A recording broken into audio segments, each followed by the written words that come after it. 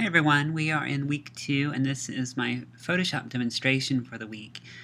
And just using a couple of the sample images that are provided with this week's assignment, and just wanted to demonstrate a few of these techniques just so you get kind of a second look at how this works, in addition to the lynda.com exercises.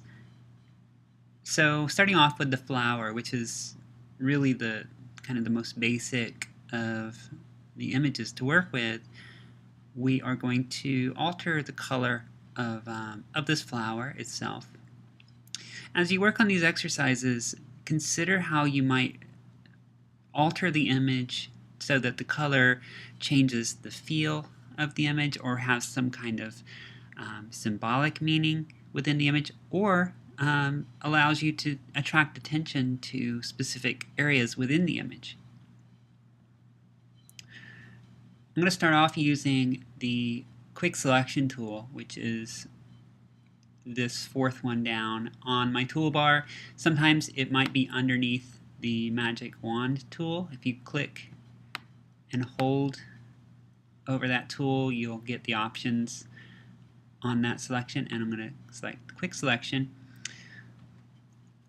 And this is going to be an introduction to what is called adjustment layers, and this is a little bit of a more advanced technique than what we've encountered in the past week, and this is where you're getting into some pretty serious photo manipulation techniques. So this is the real thing now. So I have the quick selection tool and selected, and if I want to grab the entire flower, I can just click and start dragging my mouse around, and you see it's the quick selection tool just starts snapping to the shapes, and it does this based on color differences basically. So it's looking for shapes, borders between colors, and since the flower is a relatively consistent pink, there's variations, but it has a tolerance that allows it to grab everything that is that pink color. You can see it snapped to the shape itself. And it's pretty accurate. One thing that you want to do is make sure this auto enhance feature at the top is selected. This makes Photoshop automatically adjust the fine-tuning of your selection so that it gets a more accurate selection in the end. Now, say I don't want to alter this yellow portion in the center of the flower. I just want to change the petals, but that was included in the selection, so I want to deselect this. The way you do that is to hold the Option key, and when you have the Option key held down, that means subtract. That allows you to subtract from your selection.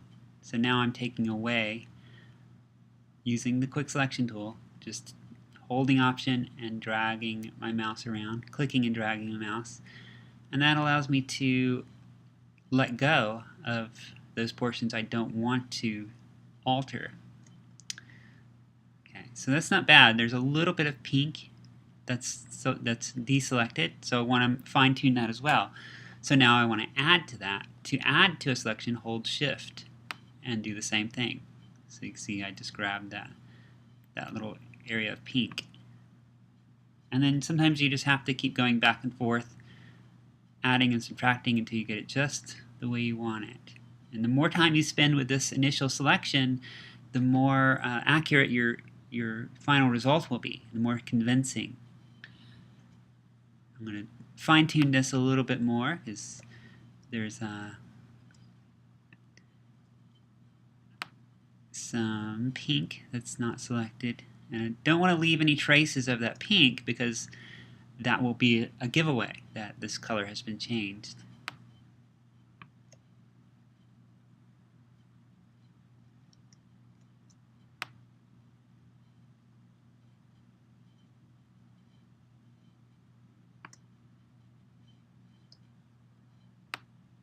Some of these little nooks are tough to get into, but if you take your time, you can. Sometimes you can use the zoom tool or the magnifying glass tool and get in really close, and that lets you see where some problem areas might exist.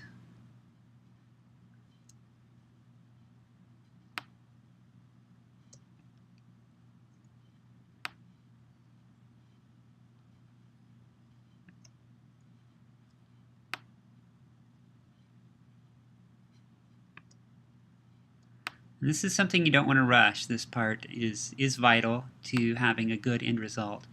Just taking your time, getting in here, getting a really accurate selection. You'll find this is the case with nearly every kind of photo manipulation. It's selecting the part you want to alter, the part you want to change. As long as this is selected, I can't affect anything that's not selected. So the only part that I can actually edit right now is the pink petals that are selected. And this is good because it allows you to avoid making mistakes, making accidental edits to parts that you really didn't want to change. Alright, so I have this selection made, and from here I'm going to go to my Layers panel and select what's called an adjustment layer, and that's this little half circle icon down here at the bottom menu, at the bottom of my Layers panel. If you click on that, it opens a menu and it has a variety of options available. You can alter the brightness and contrast, which I might do in a minute, but what I really want to do right now is play with the color. There's a couple of ways you can do that. You can play with the color balance, and that takes a pretty good understanding of color theory, because remember those complementary colors play a part. One of the simplest ways is to use the saturation and hue option. This has a couple of sliders. One is hue, and that is actually the color. Remember that the word hue refers to specific colors on the color wheel. So if I move this, it actually is going to alter that the color of what I had selected. Saturation is the brightness, the amount of intensity of the colors.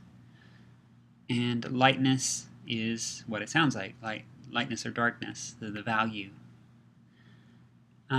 Also notice that when I created that adjustment layer, it added a new layer to my timeline, or not timeline, but to my Layers menu, Layers panel. Getting my terminology all mixed up. And if you look closely at that layer, you'll see that the flower that I had selected appears as a white cutout in a tiny little icon there. That's showing what that layer is affecting. Another thing to be mindful of, especially when you get into more complex photo edits, is this option right here at the bottom of your panel. And this is on the saturation and hue panel. If you have created an adjustment layer, it will affect everything underneath it, so all the layers that are beneath it. But if you click this option that I have my mouse on right here, it will only affect the layer immediately below it. And that's useful because if you want to change, say, the color of an object on a layer but not change parts of the background or something along those lines, you can limit how that affects everything. Okay, so I have my layer created. I haven't made any changes yet. Now I can take this slider and just drag it across the spectrum. And you see how that's altering that color. Now this takes some subtlety. You don't want to make it look too surreal or too stylized. You want it to be a believable change. This looks like you could conceivably see a flower in this color. I'm going to drop the saturation down a bit just to soften it. If I drop that all the way down, the saturation all the way down, it's black and white. It takes all the color out. But just dropping a little bit makes it less intense, so it makes it look a little more natural. Usually you won't really play around with the brightness or the lightness slider too much. It looks like if I drop that just a tad, it gives it a nice effect, gives it a little more definition. If you bring that up, notice what happens. It just takes away the detail and the believability of your photo. Okay, so that has changed the color, and that is really what we were going for with this exercise. If I go down here to my panel, my layers panel, you can make these individual layers invisible by clicking on the little eyeball icon. And the great thing about using adjustment layers is that it's called non-destructive editing. That means you haven't actually changed your photograph, you've just added these filters or these layers that make it look like it's been changed. So if you decide that you really don't like something, no harm done, I could just delete that layer and I'm back to where I started. So you can compare where we started, where we ended up. Pretty big change. There's some little, I guess those would be pistils and stamens on the flower that I could have done a little better. And that's the point I was making of taking time and getting all those details in. That's what you'll end up with, and anybody with a really sharp eye will say, hey, this color has been changed. So, take your time, make a good selection. And we can go ahead and add some text to this, make this into a little visual story if we want to, in the same way we did in last week's exercise.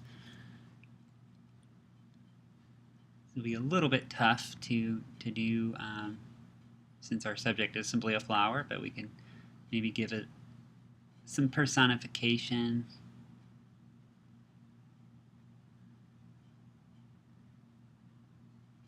Apparently this is a very high resolution image because even at 72 points my text is teeny tiny.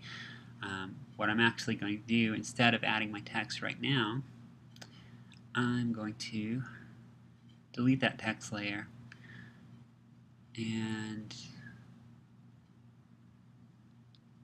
go under the image menu, select image size, and yeah, this is a 50-inch wide photograph. That's enormous. That's basically a poster.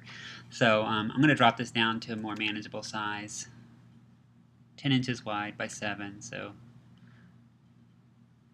more of a portrait. That looks tiny. It's not really. We're just seeing it zoomed far out. So there it is at full size. Alright, now if I add my text, 72 points is suddenly not so small.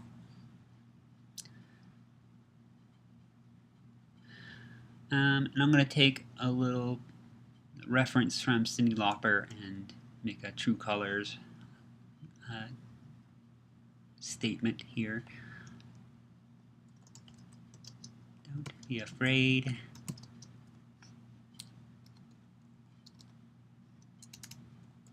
to show ...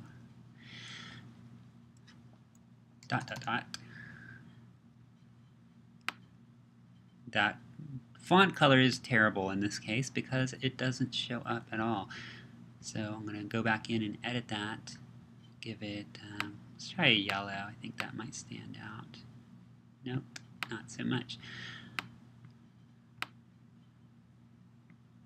Let's see if there's a color I can grab from the image itself.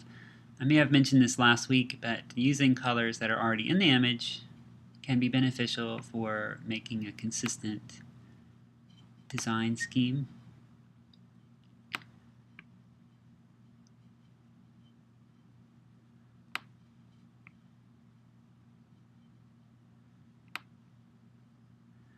think I'm going to use my little outline technique that I showed last week, using a drop shadow,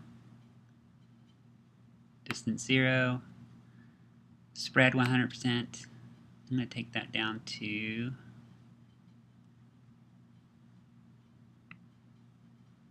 let's see how it looks with just a single pixel width. It's pretty subtle. Still not showing up as much as I'd like, so I'm going to see if just making that white helps. Not really. This is another part that I recommend taking your time with, finding a good font color that shows up well. That's well enough. That gives us a little bit of a complementary color scheme. So now we have blue and kind of yellow-orange, red interacting with the green. And let's finish our statement with your true colors.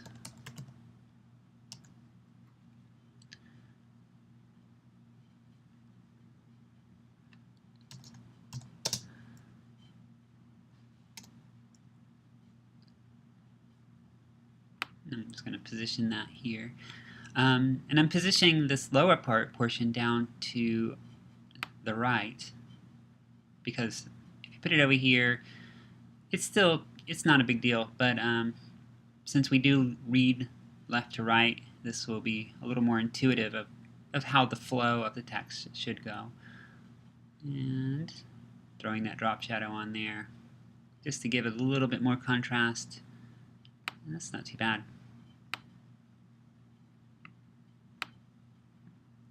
This is already pretty well focused on the flower, so it's not a whole lot of alteration to the photo that we need, but I am going to crop this just slightly just to give, oops, let me undo that, just to tighten it up a little bit.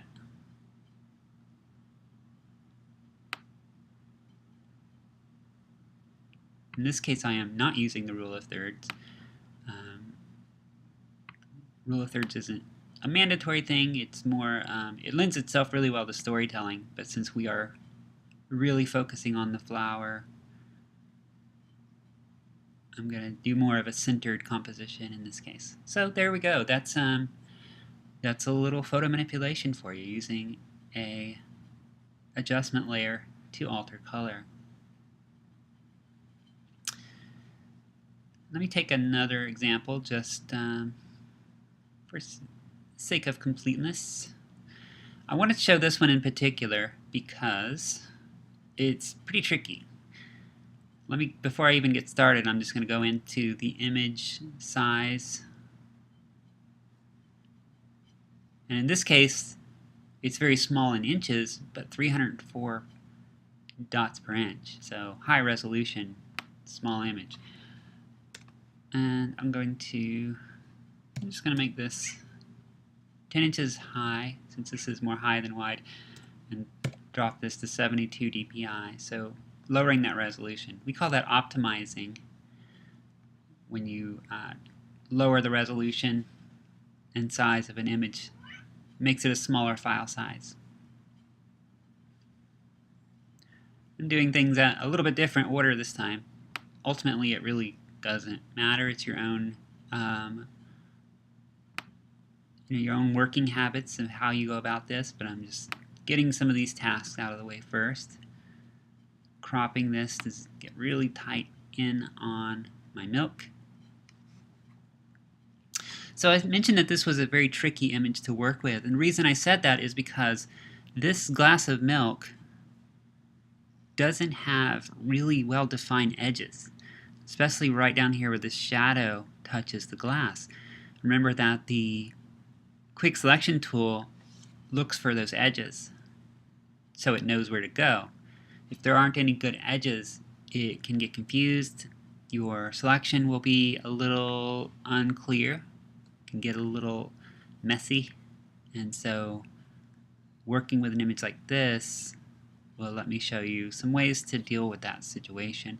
Let's go ahead and try this. And that also is the case at the top of the glass, where the milk kind of blends in with the background and the glass and so forth.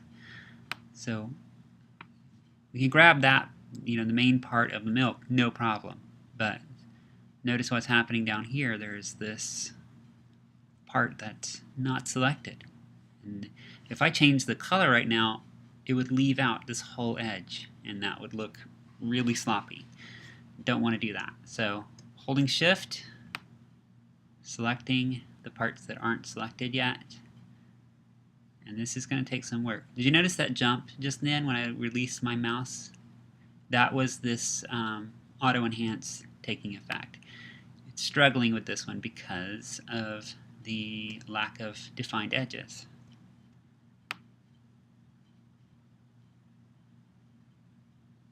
This is not going to be an easy case.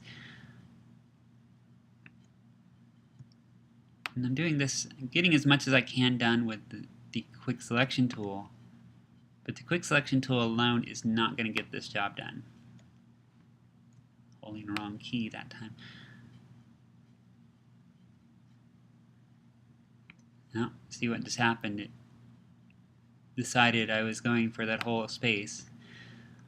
So let's get rid of that. Make sure you get rid of those little details that might get selected on accident.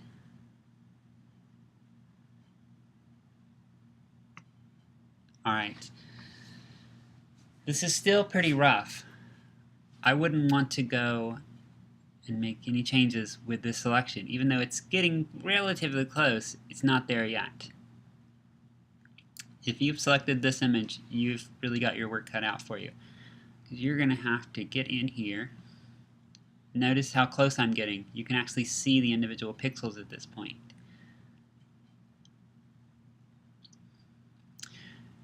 And you can use any combination of selection tools. So you're not limited to that quick selection. Now I can jump over to my rectangular selection, and since I can see these pixels, I can actually add individual pixels. Getting really highly detailed at this point.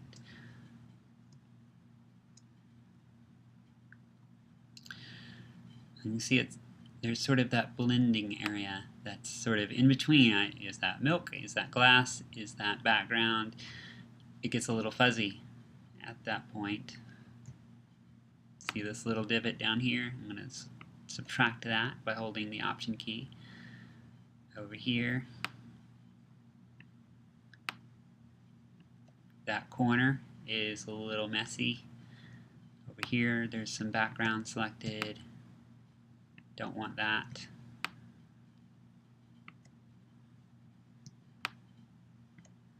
And I could spend a lot of time getting this perfect.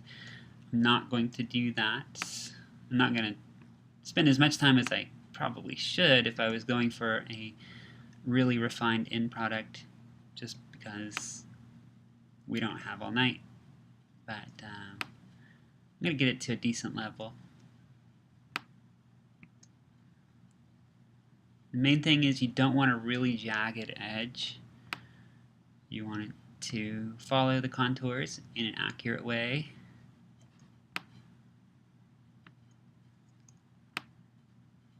Oops. And most importantly, in a believable way.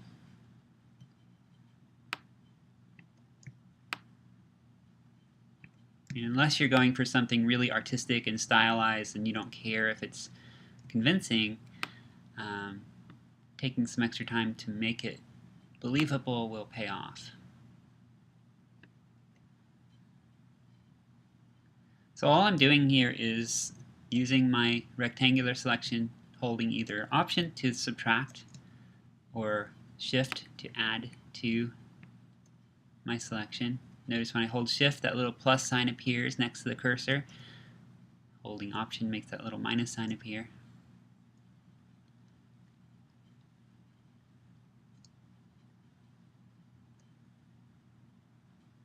This shape really does not look very natural, does it? That doesn't look like it should be more rounded.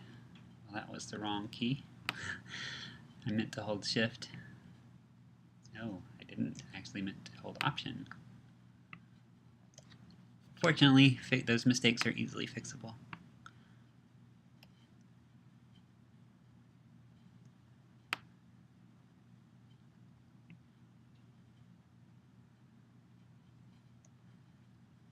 so going back to 100%, it's getting a little more accurate.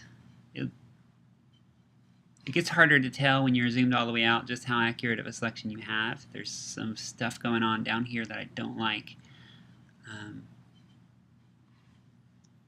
because it's getting really jagged.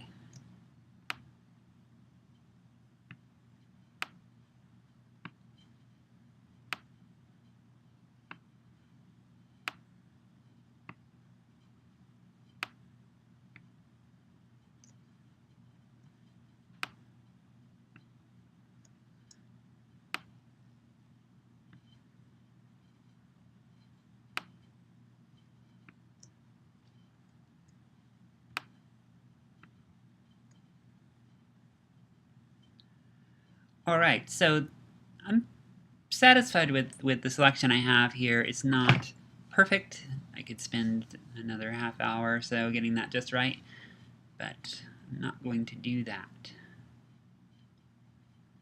I'm going to go ahead and add my saturation and hue adjustment layer. Click on the option so it only affects the layer below it. Not necessarily necessary in this case since there's only one layer, but just to get into that habit. And what do we want to do? Let's go with a little bit of a Star Wars homage and go for some green milk.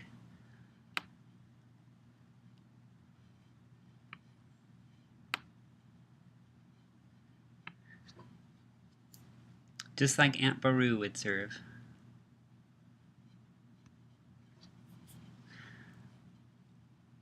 Okay, so there is that. And we can add our text. Actually, I guess I just wrote my visual story, didn't I? So let's go ahead and add some text. I don't know if I have a Star Wars font, but I don't want to take too much time searching through this endless list. Let's just give something that's something that's a little bit science fiction-y. Yeah, that's a little too science fiction-y.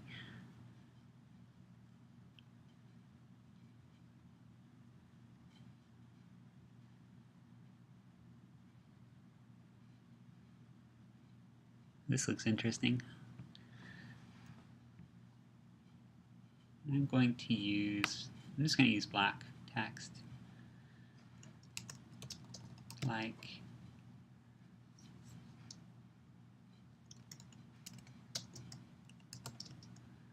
Aunt Beru.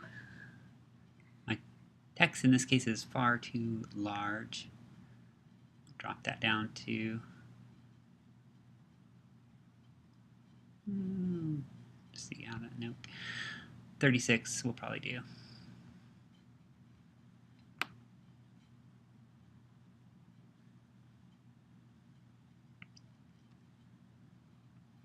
Let's finish this out. Aunt Beru used to make.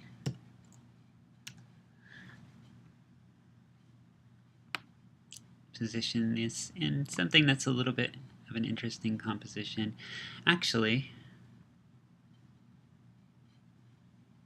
I'm going to break this up a little more and use this empty space to the right.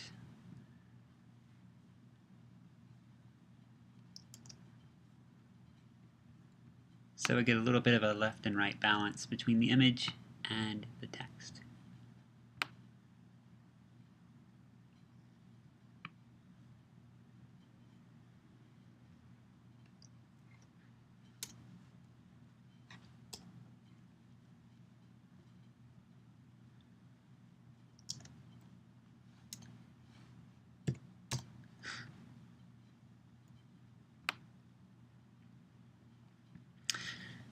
Here's a trick that's good to know. I can hold Shift and go to my layers panel and hold Shift down and select multiple layers. And now, if I move this, I move all 4 of those layers at once. And I can go up here to the top panel and align them. And you have all these different alignment options. I want to make sure that they are centered with one another. So we'll do that, and then I want to make sure they are equally spaced vertically. And so use the distribute vertical option.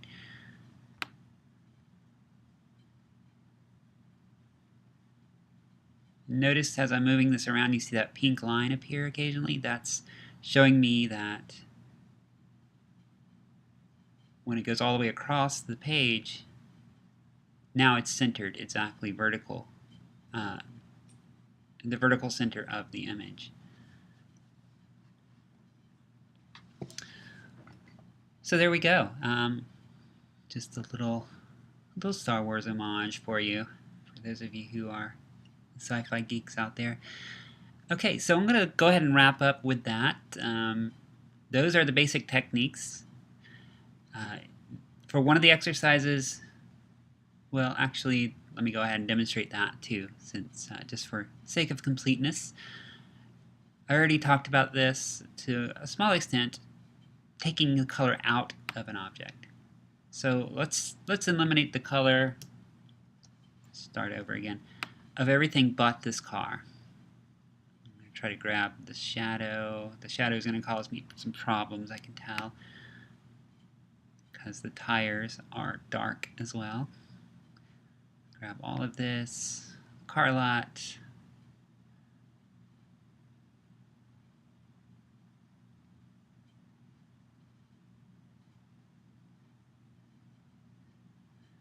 And I do want to include that shadow in my selection because even though it's dark, it still has some color to it, and it would be inconsistent if I left that unaffected. So basically what I'm going to do is make everything black and white but keep the car in color. What that will do is allow the car to really stand out. I mean, the car in this case is pretty much the dominant object. There's nothing else really competing with it. But you can use this same technique in a lot of different contexts to direct attention.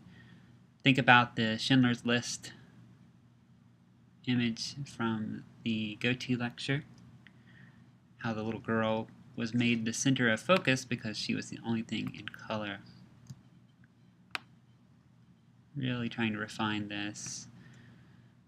And yes, these shadows are going to give me headaches.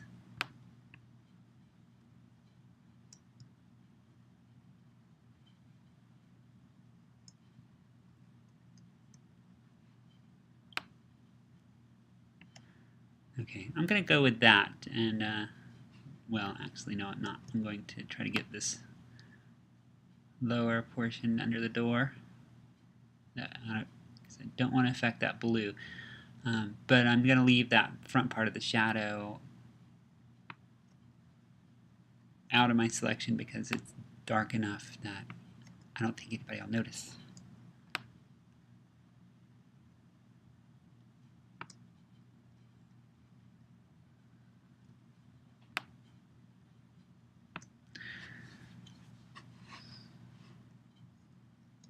If I really want to be nitpicky, I can go in here and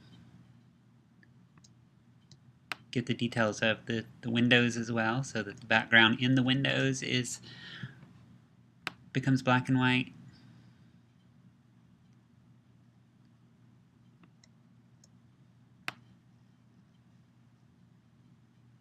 I have a feeling if I do that, I'm gonna be recording this all night, and I don't want that to be the case. So let's just go with what we have here.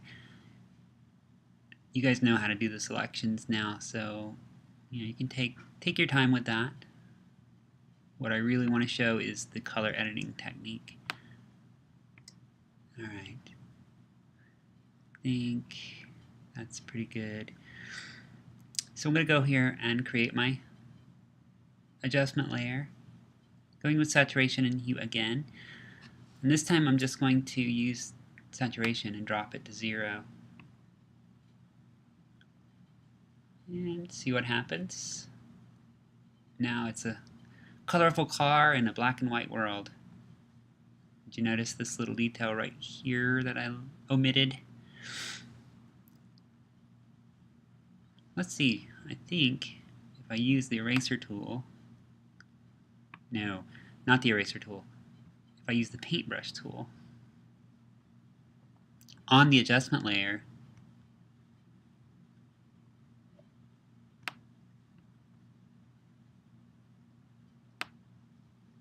I can add to that adjustment. So by painting on the adjustment layer, I actually have added to that adjustment layer, and so covered that little colorful detail that that I missed the first time around. So that's another way to really fine-tune your work. And I could do the same thing for that shadow that I left unaffected. Not that it matters, because there's not any color down there anyway. But there we go. So that's how you would remove the color from an image as well. All right, I hope this is all very helpful. Let me know if you have any questions, and happy photoshopping.